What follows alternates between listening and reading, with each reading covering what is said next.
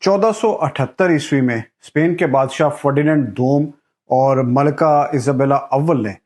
उस वक्त के जो पोप थे उनकी इजाज़त के साथ एक मजहबी अदालत कायम की जिसे स्पेनिश इंक्विजिशन कहा जाता है।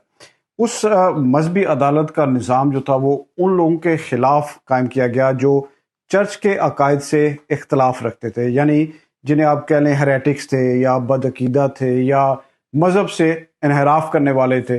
तो व्यूअर्स, उस अदालत का तरीक़ाकार ये बनाया गया कि पहले लोगों पर बदअकीदगी का इल्ज़ाम लगा दिया जाता, फिर उसे चर्च की अदालत बुलाती थी,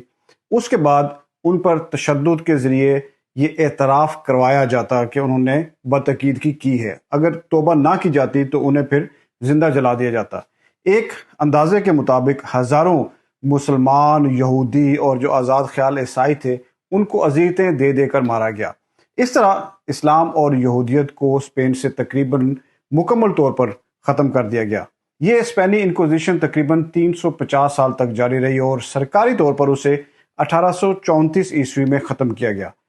तारीखी तौर पर भी उस अदालती निज़ाम को मजहबी इंतहा पसंदी की एक अलामत समझा जाता है और ये उस बात की मिसाल है कि जब मज़हब को रियासती ताकत के साथ जोड़ दिया जाता है, यानी नत्थी कर दें, तो ज़ाती और सियासी मकासद के हुसूल के लिए जुल्म और नाइंसाफ़ी के जो सिस्टम है वो खुदा के नाम पर और मज़हब के नाम पर एक जायज़ बना दिया जाता है। मगर व्यूअर्स, जो स्पेनिश इंक्विजिशन 1834 में ख़त्म हुई वो स्पेन से चलकर अब पाकिस्तान पहुँच चुकी है और उसका नाम बदलकर हमने इस्लामी नज़रियाती कौंसिल रख दिया है। ये बात मैं किसी थ्योरी की बुनियाद पर नहीं कह रहा हूँ, बल्कि सबूत के तौर पर कह रहा हूँ कि शायद इसलिए अब कुछ आवाज़ें ऐसी उठना शुरू भी हो गई हैं जिनका मुतालबा है कि अगर इस्लामी नज़रियाती कौंसिल और रियासत का गठजोड़ नहीं है तो उन्होंने जो हालिया फतवा जारी किया है उसके बुनियाद पर उन पर मुकदमा दायर किया जाना चाहिए और इस कौंसिल पर जो बराजमान मुल्ला हैं, जो मजहबी ठेकेदार भी हैं, जिनकी अपनी अपनी जो मजहबी दुकानें उन्होंने बना रखी हैं, उन्होंने अपने मजहबी कारोबार को बचाने के लिए एक फतवा मार्केट में फेंका था जो चंद दिन पहले था और जो किसी भी सूरत भी उनके इख्तियार में नहीं आता, लेकिन चूंकि उनके मजहबी दुकानों पर उनका फैलाया हुआ जो चूरन है वो खरीदने वालों का रश कम होता जा रहा था, तो व्यूअर्स, उन्होंने बिल्कुल स्पेनिश इंक्विजिशन के तरीक़ेकार पर अमल करते हुए उस शख्स को हेरेटिक कहा, यानी बदअकीदा करार दिया, जो शख्स इनकी दुकानों का रश कम करवा रहा था, यानी इंजीनियर मोहम्मद अली मिर्ज़ा। और स्पेनिश इंक्विजिशन की मिसाल इसलिए भी इस सारे सिस्टम पर लागू आती है कि इस्लामी नज़रियाती कौंसिल के मुताबिक ये केस उन्हें FIA की जानिब से भेजा गया था, जो एक और कानूनी खिलाफ वर्जी है क्योंकि और आइनी भी है, क्योंकि FIA ने अपने इख्तियारात से तजावुज़ किया और इस केस को इस्लामी नज़रियाती कौंसिल को रेफ़र कर दिया, जो पहले से ही आप कह लें कि वो तैयार बैठे थे, क्योंकि उसी कौंसिल के मेंबर अल्लामा ताहिर अशरफी जो हैं उन्होंने पहले से इंजीनियर मोहम्मद अली मिर्ज़ा के ख़िलाफ़ कई बयानात दिए थे, उन्होंने वीडियो भी रिकॉर्ड की और आप भी वो एक वीडियो उन्होंने रिकॉर्ड करके पैगाम नशर किया था, तो वो आप भी सुन लें कि वो क्या कह रहे हैं। अगर मसीही क़ियादत ये लिख कर दे देती है कि माअज़ल्लाह सुम्मा माअज़ल्लाह, उन्होंने ये बात रसूलुल्लाह सल्लल्लाहु अलैहि वसल्लम से मंसूब की है और वो ये कहते हैं, तो मिर्जा साहब बरी हैं। अगर वो कहते हैं कि नहीं, हमने ये बात कभी की नहीं और अब तक की तमाम तर उनकी कुतुब और मालूमात से ये बात वाज़ेह है कि रसूल अकरम सल्लल्लाहु अलैहि वसल्लम के हवाले से ये जुमला कभी मसीही क़ियादत ने इस्तेमाल नहीं किया, तो फिर मुझे बताइए ये जुमला जिसने कहा है वो काबिल गिरफ्त क्यों नहीं है। जी व्यूअर्स, ये वही ताहिर अशरफी साहब हैं जिनके भाई जो हैं वो बदनामे ज़माना ब्लास्फेमी गैंग के सरगना के तौर पर मशहूर हैं और उन्होंने और इन सब ने बड़ी तगदो और बड़ी धमकियों और मिन्नतों समाजतों के बाद उस रेफरेंस को बनने से रोक रखा है अभी तक, जो इन सब के करतूतों को सामने लाएगा। वरना ये मासूम और बेगुनाह होते तो सबूत और सच तलाश करने का रास्ते का पहाड़ ना बनते। और इसी तरह इस्लामी नज़रियाती कौंसिल के एक और साहब हैं जिन्होंने बड़े ही फ़ख्र के साथ उस शख्स के साथ तस्वीर बनवाई और शेयर की हैं पब्लिक सोशल मीडिया पर, जो इंजीनियर मोहम्मद अली मिर्ज़ा केस के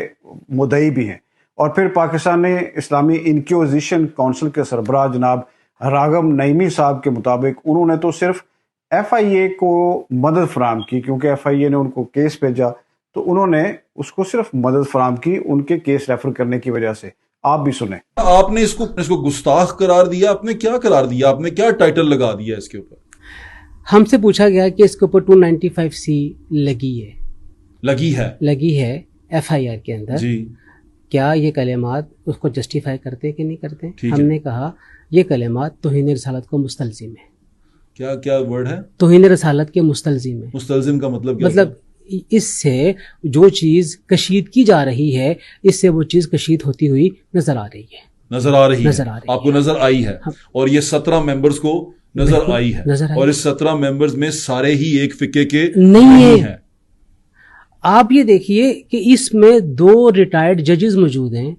جن کی پوری زندگی لوگوں میں انصاف کرتے ہوئے گزری ہے. یہاں پر ایک سوال ہے کہ کیا راغب نعیمی صاحب جو خود کو صاحب علم سمجھتے ہیں اور کہلواتے ہیں, انہوں نے کیا آئین میں دیے کہ اپنے جو اختیارات کا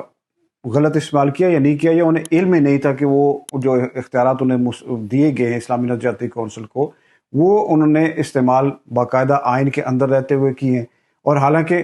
ایک اور ویڈیو میں وہ خود آئین کے جو آرٹیکل 227 سے لے کے 231 تک ان آرٹیکلز کو وہ خود بیان کر رہے ہیں کہ وہ آرٹیکل اسلامی نظریاتی کونسل کو کیا اختیارات دیتے ہیں,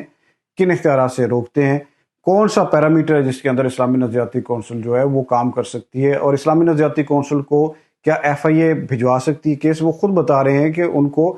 کون سے آئینی عہدیدار جو ہیں اپارٹ فرام جو پارلیمنٹس ہیں, پروونشل ہیں یا سینٹ ہے یا نیشنل اسمبلی ہے, اس کے علاوہ کون سے ایسے آئینی عہدے ہیں اور ان عہدوں پر بیٹھی شخصیات ہیں وہ ان کو کیس ریفر کر سکتے ہیں, جس کا اوپر صرف یہ اپنی رائے دے سکتے ہیں. اس طرح سے پریس ریلیز جاری کرنے اور اس طرح سے فتویٰ جاری کرنے کا اختیار ان کو آئینی طور پر بالکل بھی نہیں ہے, اور نہ ہی FIA ان کو کیس جو ہے وہ ریفر کر سکتی تھی, اور نہ یہ اس کیس کو ریسیو کر کے اس کے اوپر کامنٹ کر سکتے تھے. اسلامی نظریاتی کونسل کے اسی رویے کی وجہ سے ان کے جو اختیارات سے تجاوز کرنے کا عمل ہے اس پر ان سے